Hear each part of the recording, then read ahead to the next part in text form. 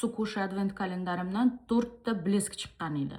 Cho'zib o'tirmaymiz edi, bitta videoda hammasini obzor qilamiz. Birinchi bizada tirtirdan. Amerikada bu qimmat brendlardan bittasi, bu Koreyaniki, idishi вообще chiroyli ekan, menga yoqdi. Rangi mana bunaqangi. Wow. Parfyumni hidini sezaman.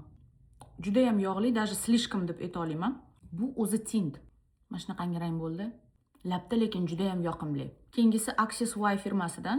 Accessway Amerikada endi mashhur bo'lyapti. Mana bunaqangi koralloviy rang ekan. Elf eslatyapti menga. Bu ham yog'liqqina, chiroyli rang, labda yoqimli. Yaltillashini qaranglar. Bu tint emas, lab uchun yog'. Bu firmani bilmayman. Dear A, Koreya bu ham. Idishiga gap yo'q. Boshqalarga nisbatan sal yarkiroq. Mana kistichkasi shunaqa yumshoq va yoqimli.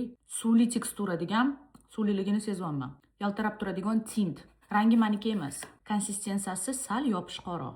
Labinglarda ozgina ushlab mana artsanglar, tagida mana qizg'ish rang qoladi. Oxirgisi Tokobo brendi. Idishiga gap yo'q. Bu lab uchun yog'. Ajoyib kistichka. Kistichkasi labda yoqimsiz. Shaxsan menga. Chunki kistichkasi qanaqadir silikon. Juda ham noqulay kistichka va plumper effektini berib achityapti. Men bu narsani yomon ko'raman. Labda ham yopishqon. Afsus, bu brendga umidim katta edi. Bu blesklarga obzor shunaqa bo'ldi, qizlar. Sizlarga qaysi biri yoqdi?